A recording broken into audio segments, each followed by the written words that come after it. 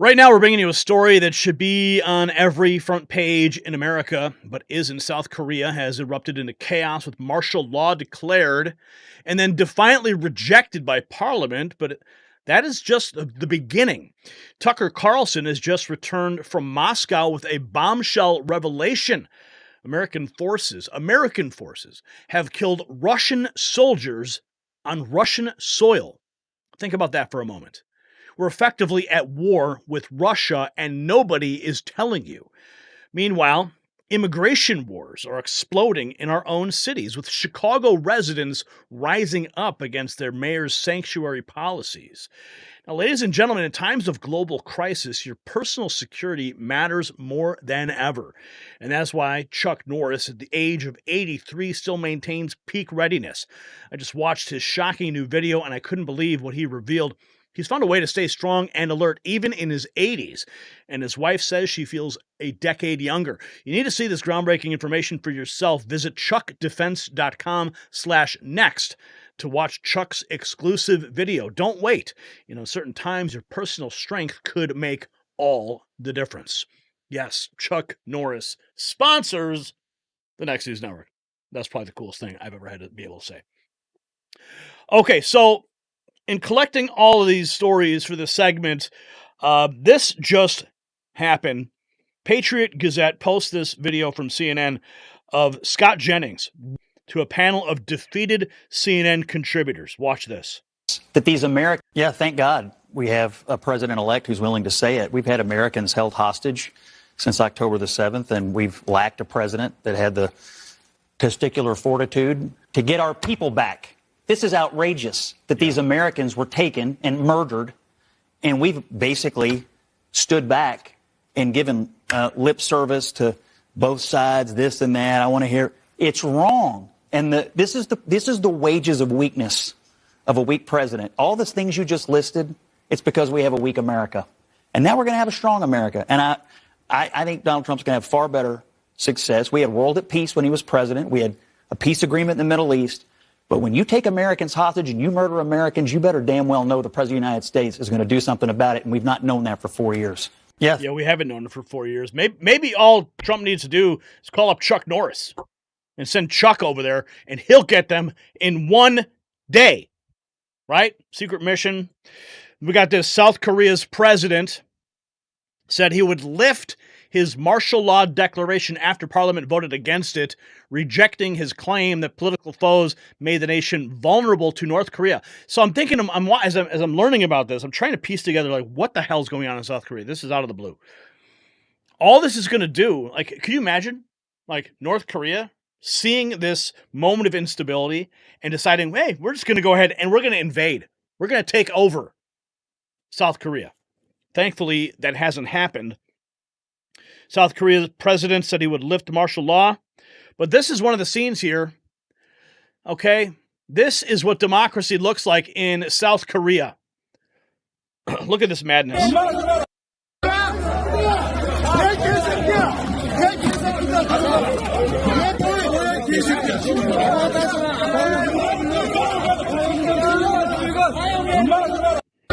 Is this a dry run for the United States? I don't know. But if you've ever wondered what martial law looked like in the modern age, this is what it looks like. And in case you didn't know, we reported on this last night. You heard about this, right? Donald Trump jokingly told Justin Trudeau that he would make Canada its 51st state if they couldn't handle the tariffs that Trump's about to impose. Okay, ABC decided to ask the Canadian ambassador to the U.S. if Trump was joking about annexing Canada if they failed to meet his conditions. Sweet Jesus, these people have an IQ of a shoelace. Now, I haven't watched this clip, but if the caption's any indicator, we're going to find out just how dumb this Canadian ambassador really is. They enjoy each other's company. I'd love your response here to some reporting out of Fox News that Trump allegedly told Trudeau if Canada can't handle the impact of new tariffs, it should become an American state. There were some participants in the meeting said, Trump was clearly joking. Was that your understanding of that comment? Yeah. Yeah, I do think it's important to emphasize that this was a really social dinner. I mean, there was a lot of joking, storytelling. There was a lot of discussion around, the prime minister was asking the president about the campaign and the election, asking about Mar-a-Lago. People were teasing each other. They talked business. We talked serious matters, obviously, as well. But it was a 3-hour dinner. And there was the prime minister and the president, I'll be honest, they know each other well and they enjoy each other's company. So that was the tone and tenor of it. And I have to tell you, I see it as a good thing. I see it as a good thing that there's sort of this more teasing relationship, let's just say, than something more serious. I think in Canada, we often think of ourselves as sort of like Americans' cousins, and it felt a little bit like family ribbing from my point. What do you guys think? Should we annex Canada? And down in Chicago, we've got a woman going off on Mayor Brandon Johnson for harboring illegal aliens while the city has a $1 billion budget deficit. Yes, you heard that right. A $1 billion budget deficit. Now, we've got a clip here from Fox News. However, we have some footage that you didn't see on Fox. We'll play this first, though. So, Brandon, you and all these Democratic mayors out here and governors, y'all talking about crashing out for these illegals, right? You all stood up there and said you will not allow Trump to come in here and get these illegals. Yeah, you can smile. We're in a $1 billion deficit. And you spent half of our money, half of that on illegals. Trump, Tom Homan, make an example out this right here first. Please come here first, because you know what? We're going to help you. We want to forensic. Ma'am, I would ask that you keep your, hold on a second, stop her time. Our mayor is embarrassing us, y'all, around the world. And you all took the power back from him to say the city of Chicago is out of the business of funding illegals. We are out of the business of prioritizing non-American citizens on top of the American citizens who go out in this cold weather every day to make money to pay their taxes. You so strong about protecting those aliens, but you won't do nothing for the U.S. citizens. Here you are with another gritty property tax hike, trying to push the have-nots to house your precious illegal immigrants. You told Trump you ain't gonna blink? Well, we ain't either. You ain't above the law, and where you gonna run to when Trump pours that Trump card out on you? I will make it my duty to try to get my gun to perform an Operation Great Lord 2.0 in Chicago and lock all of you crooked Democrats and judges up. And it's just like that. Now, of course, that was what you saw on Fox News. But we have some other footage here we're going to get to that is a little bit more raw. Okay? Chicago woman tells Mayor Brandon Johnson to his face that he will be arrested by President Trump for harboring and protecting illegals. You're not going to exist for the next election because there's a 10-year prison sentence. Listen to this. About protecting those. Now let's get down to Tom Homan and 8 U.S.C. 1324. Different editions of 1994, 2020, 2021, and 2022. About you harvesting aliens. And you so strong about protecting those aliens, but you won't do nothing for the U.S. citizens. We are the ones who pay your salaries. Salaries! Let me accentuate on that. But yet, you want to overlook us like we don't exist. Well, you're not going to exist for the next election because there's a 10-year prison sentence when you want to stand up here for those illegals. Now, let's get down to Tom Homan. Oh, and there's more. That was just one of them. Here's another one. They're just on fire in Chicago. Chicago residents flooded the city, went off on Mayor Brandon Johnson for protecting illegals, calling on Trump to make an example. Here first, because you know what? We're going to help you. We want to forensic. Ma'am, I would ask that you keep your, hold on a second, stop her time. Stop her time. You told Trump you ain't gonna blink? Well, we ain't either. You ain't above the law, And where you gonna run to when Trump pours that Trump card out on you? There's a 10-year prison sentence when you want to stand up here for those illegals. You all sit up there and said you will not allow Trump to come in here and get these illegals. Yeah, you can smile. We're in a $1 billion deficit. And you spent half of our money, half of that on illegals. You campaigned and doubled down that you would not raise property taxes. I ain't gonna do that. You campaigned, went around doing that. And here we are right now. You wanted to raise our taxes $300 million. They shut it down. Now we back here for $150 million. Okay. See, this is what we asking now. Since you want to crash out, some of y'all say y'all willing to go to jail for it. Trump, Tom Homan, make an example out this Negro right here first. Please come here first, because you know what? We're going to help you. We want a forensic Ma'am, I would ask that you keep your, hold on a second, stop her time. Stop her time. Just a second. Stop her time. Ma'am, I would ask that you, if you want to continue speaking, you have to make sure that your language is appropriate, okay? All right. Alex, okay, you can begin her time again. You're going to spend our tax dollars to go, Michael Rodriguez, you said to take Trump to court to protect these illegals. You said you're going to spend our tax dollars to take Trump to court to protect these illegals if they try to come in your district. And then you said all of y'all in cahoots with each other to do it.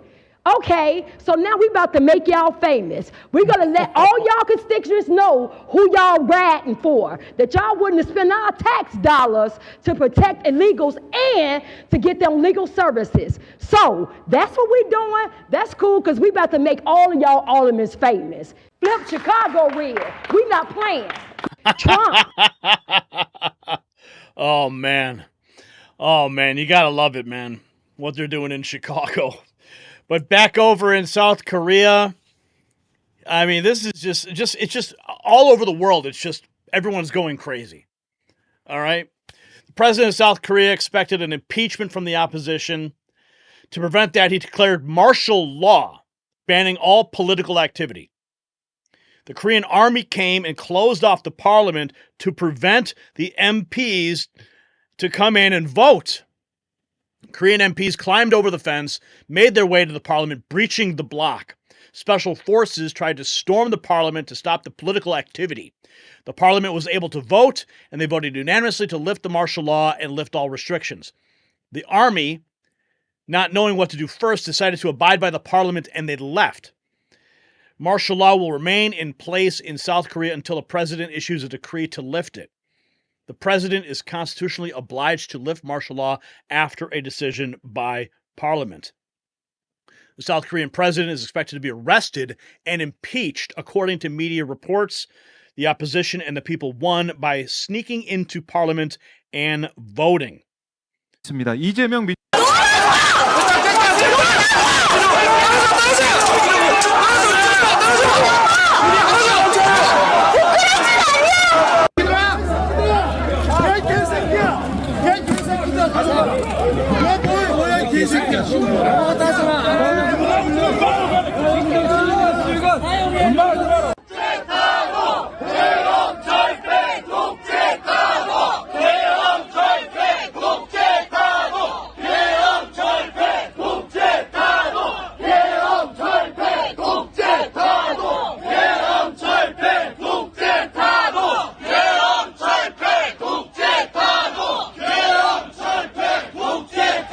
국회의원들은 자리를 지키고 있습니다. 국회 본회의장에서 대기를 하고 있습니다. 이재명 민주당 대표도 대통령의 계엄 해제 선언 전까지 국회에서 자리를 지키겠다라고 얘기를 하고 있습니다. 일단은 국회에서 계엄 해제에 대해서 만장일치로 가결시키지 않았습니까? 그리고 국회의장도 국회 경내에 무장 병력들을 철수해달라 이렇게 요구까지 했어요. 네.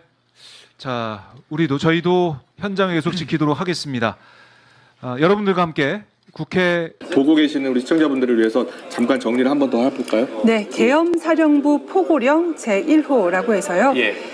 다음과 같은 내용의 포고령 제1호를 발표한다 해서 6가지를 적시를 했습니다. 예. 를 마치겠습니다.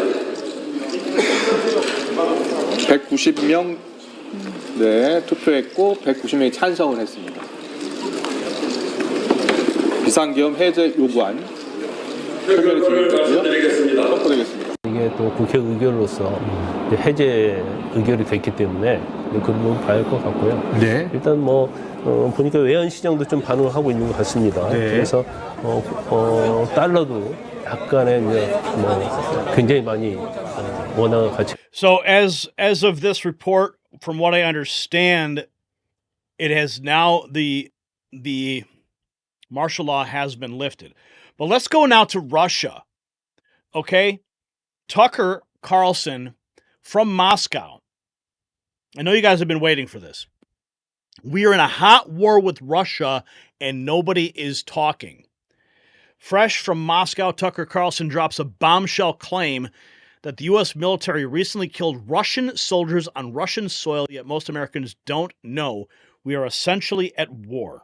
Mainland Russia in the week since we left Russia, Moscow, where we are now, in February, after interviewing Vladimir Putin, we've watched from the United States as the Biden administration has driven the U.S. ever closer to a nuclear conflict with Russia, the country that possesses the world's largest nuclear arsenal.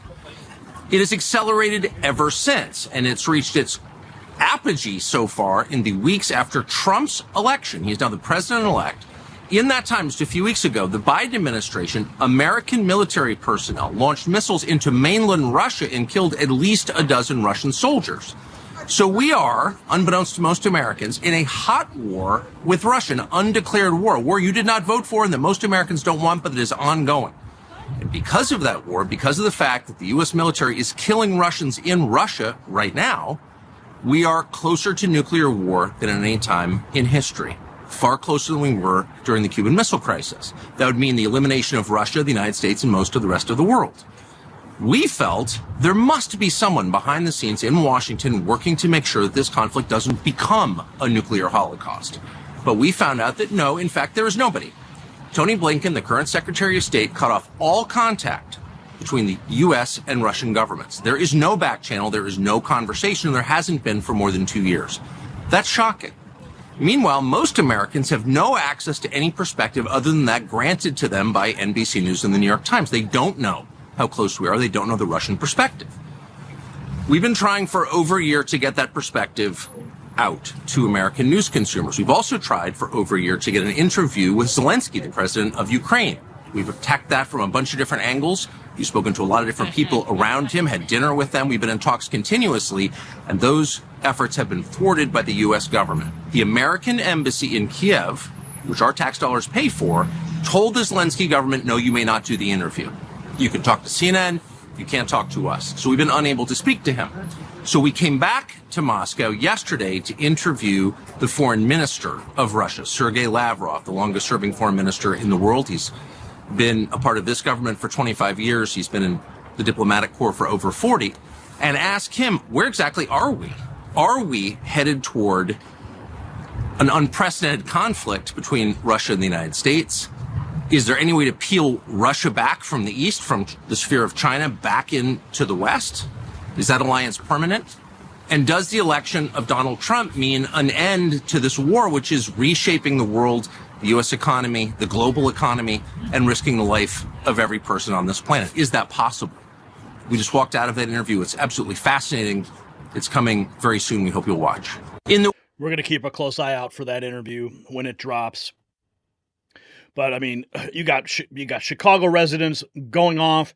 You got South Korea going off. North Korean troops are assisting Russia fighting against Ukraine. Tucker's in Moscow trying to stop a third world thermonuclear war. And over at The View, they're still dropping legal notes. Unfortunately, in this country, there are two sets of justice, right? I, too, have many family members convicted of felonies, marijuana, related to marijuana. They haven't been able to get positions in certain places. They haven't even been able to get housing in certain places. When I applied to be a federal prosecutor, there was a checkbox. If you're a felon, explain the circumstances, and you were more than likely not to get that. Now, as Whoopi said, that we have a convicted felon in the White House. Those questions should not be asked of anyone, anytime, anywhere. That is the bottom line. That policy needs to be changed.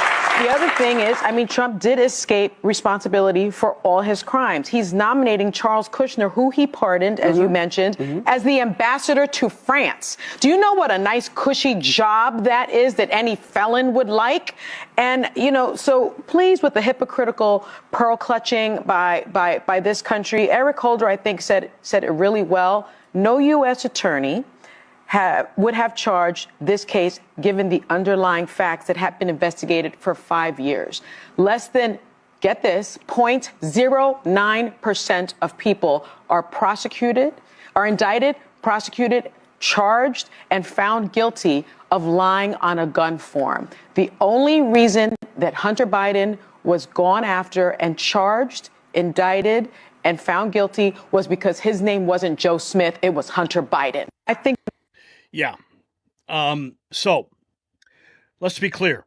MAGA Resource posts that Donald Trump was found guilty by a jury on 34 felony counts of falsifying business records in a New York court related to a hush money payment made during his 2016 presidential campaign. The conviction occurred in May of 2024. But while Trump has been found guilty, he is not officially labeled as a convicted felon until he's sentenced, and the sentencing was initially scheduled for July 11, 2024, but has been postponed multiple times. As of the latest update, the sentencing was indefinitely delayed as of November 22nd, 2024, while the judge, Juan Merchan, considers dismissing the case entirely due to arguments related to presidential immunity. So, when she goes on TV and says he's a convicted felon, she's lying to her audience. And we also have this victory to celebrate. Southwest Airlines agrees to abandon DEI employment practices. Southwest Airlines, this is all following a federal civil rights complaint filed by America First Legal. So DEI is dying. Also we have the sheriff of Frederick, Maryland, issuing a warning to the Democrat mayor in his county who said he would use city resources to protect illegals from deportation, just like you saw in Chicago. The sheriff stated firmly that his cops will assist President Trump's operation. Buckle up. The job of ICE. And basically what the mayor said in his statement, he is going to try to protect the non-citizen residents of Frederick City by not working with ICE, not cooperating with ICE, who is going to come in and they're going to make arrests. He doesn't have the right to do that. It's not his business to do that. ICE has the authority, and they will come into this jurisdiction, come into the city, and pick up the targets they deem necessary to pick up.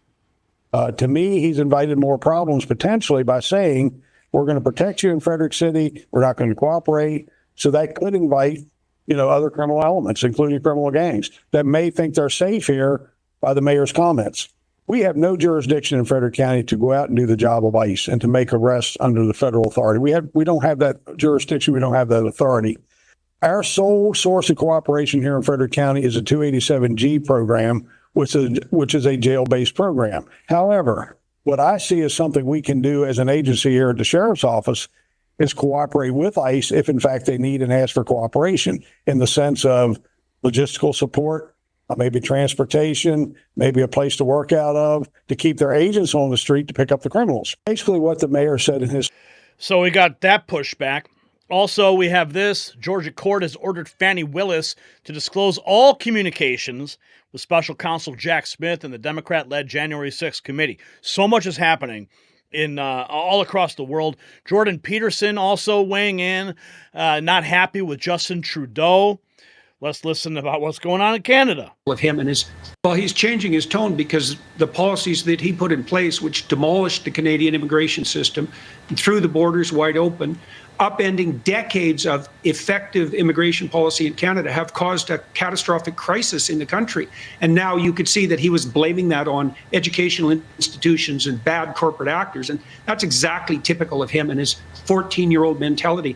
Everything that's gone wrong on the immigration front in Canada is 100% attributable to Justin Trudeau and his pack of demented minions. So now it's gone so badly in Canada that he has no choice but to reverse course. And then to see him flailing around to find someone to blame is exactly as pathetic as you'd expect from someone like him. Well, And here is, this is Kayleigh McEnany. This is her take on what happened in Chicago. Prioritizing. Chicago residents' outrage over the city's sanctuary policies erupted at a city council meeting yesterday. They gave Mayor Brandon Johnson and Chicago Democrats an earful for prioritizing illegal immigrants over struggling Americans and rooted for, listen to this, President-elect Trump. So, Brandon, you and all these Democratic mayors. Numbers double digits. So Trump called out on you. In a nutshell. I mean, if you could sum it up, you have progressive radicals who say, let's fund illegal immigrants over American citizens like Brandon Johnson. And then you have Trump increasing his numbers double digits among all kinds of demographics. People in MAGA hats saying, we're rejecting this, Brian. Governor Pritzker, too, said, you come from my people. You got to go through me first. Mayor Brandon, whatever his name is, Johnson. Comes out. How do I forget the name Johnson? That's okay. It's pretty low. But he comes out and says, we have repaired the relationships with our police force. The last thing we're going to do is reopen those scabs and allow that. What are you talking about? When ICE shows up with a detainer and says he wants that prisoner, you should say, please take the gangster off my hands and his neck tattoo and put him back in Venezuela. This is, I didn't see any of that. I am so encouraged to hear that, because what is in the best interest of the people instead of your backwards party? The people are saying, you're taking my services, you're overriding my classrooms, you're taking my money, you're ruining my airports, you're taking over my subways, you're taking over my streets. Please tell me, stop helping me. You're not doing anything for me. And this is the minority community who, with President increased in all those areas. I just hope he uses this time to go back to President Trump, with his staff that he's building up, to go back to Chicago, back to New York, back to Philadelphia. Says, now that I got some of your votes, I want to find out how else I can help. I saw you on Outnumbered. I want to help you out. How do I do that? How do you convince your politicians to give me the power to let Tom Homan do his job? Yeah, well, I can certainly tell you, we know that all these migrants in all these different cities, when the municipalities step up, they get federal money. And then they take that money and then they just pay it out to their buddies. And it's a huge slush fund for them. So they have a financial incentive to keep these migrants in their cities, because if they're gone, they don't get the money for them. They don't get the federal funds. So that's really at the very root of this problem here. Southwest Airlines, going back to that, announcing an end to DEI practices. This DEI program closure marks the end of communist corruption of our corporate institutions. The meritocracy guiding us, our country, will flourish once again. The end of wokeness is upon us. This is the official letter from the Department of Labor. So that's good news. Oh, and then we have this. Okay, more. This is in... Tensions continue to mount in Georgia, in Europe. Outside the Parliament building, protests about the country's entry into the EU devolve and become violent. This was posted just 5 hours ago.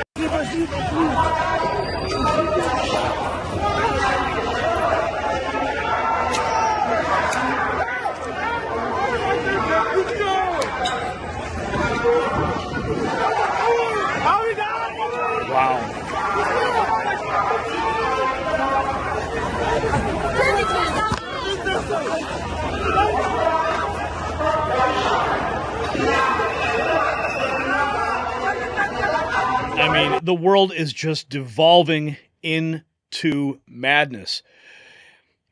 I mean, Chicago and Georgia. Here's the State Department's issue, their statement on South Korea. Kurt, Deputy Secretary. When I woke up this morning, I wasn't expecting to be asking about this first thing in the briefing, but South Korea. I saw, Kurt, Deputy Secretary Campbell obviously made some comments just a short time ago. But to follow up on that, he voiced concern. Does the U.S. condemn what President Yoon has done in imposing martial law?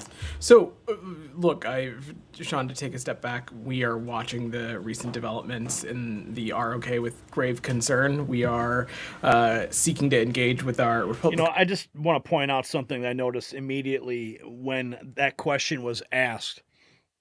Does the United States condemn?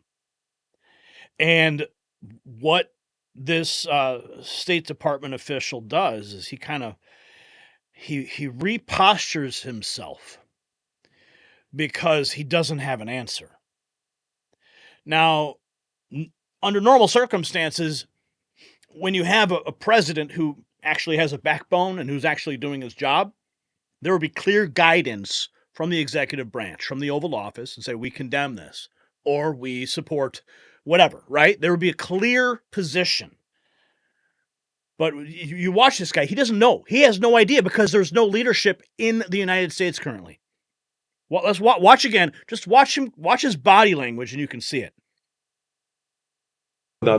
He voiced concern. Does the U.S. condemn what President Yoon has done in imposing martial law? See that? So, look, you see that? He's like, yeah. It's like he's dodging. He's feeling it. Physically, he's feeling it. That there's no leadership.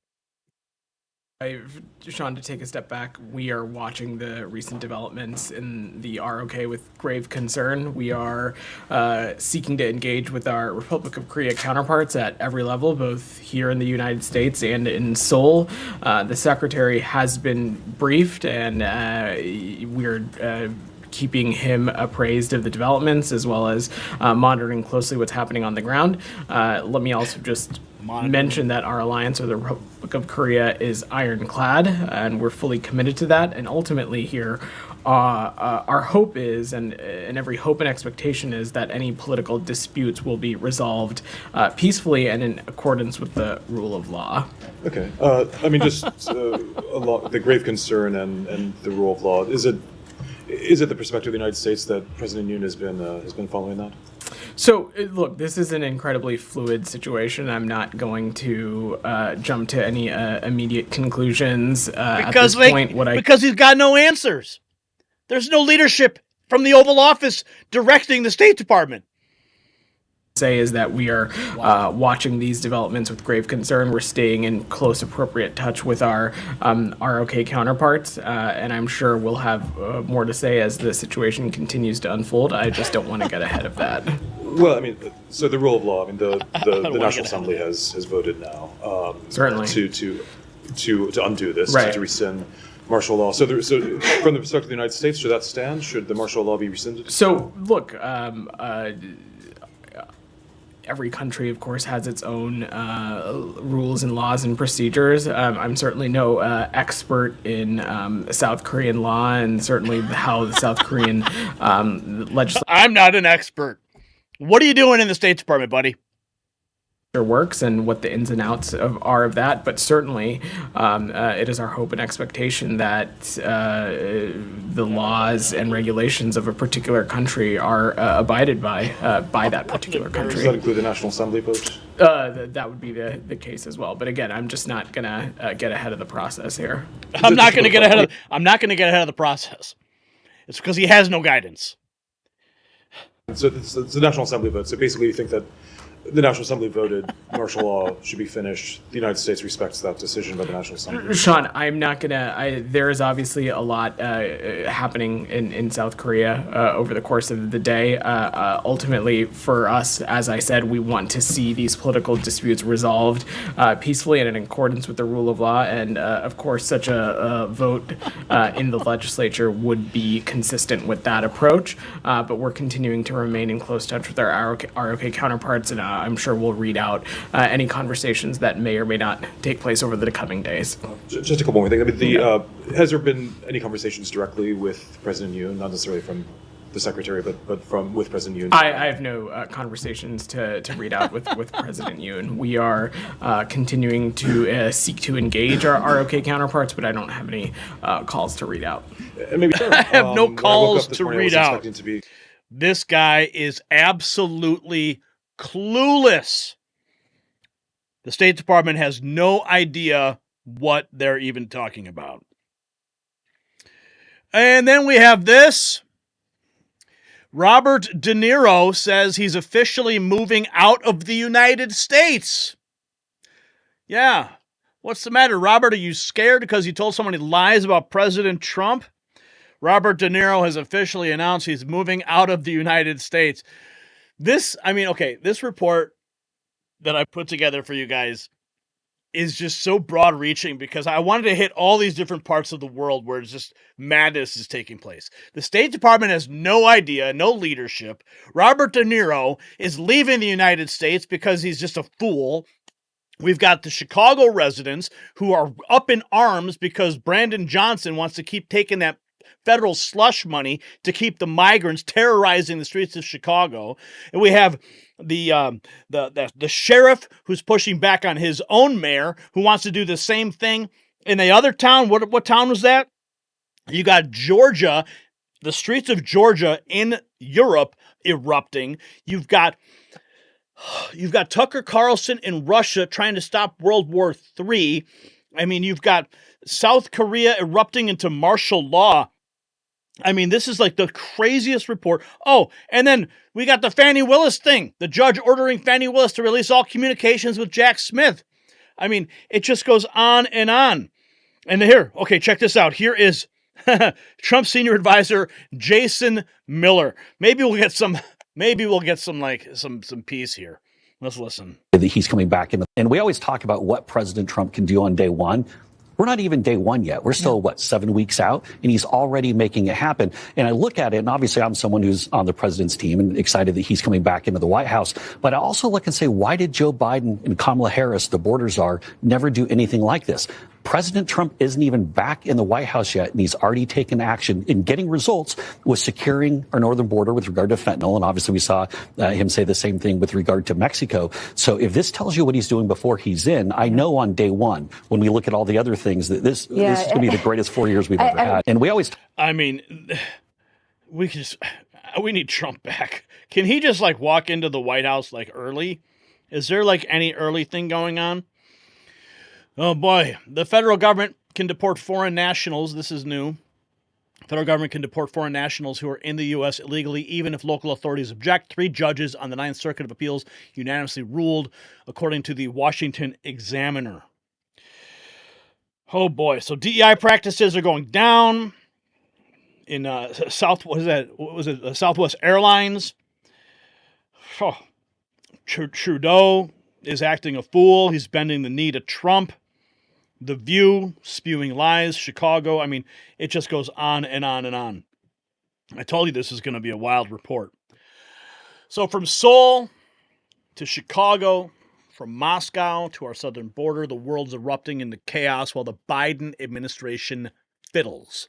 But here is the real question that should keep you up at night. Why is the mainstream media hiding all these connections? Well, you ponder that, show your support for truthful reporting with our new MAGAvengers collection at shop.nextnewsnetwork.com. Each piece represents a stand against media blackouts and government cover-ups. Now, here's what I need you to answer in the comments. If Tucker Carlson is right, and we're already in a hot war with Russia, who benefits from keeping the American people in the dark about it? Drop your thoughts below. And don't forget to grab your limited edition gear from the merch shop.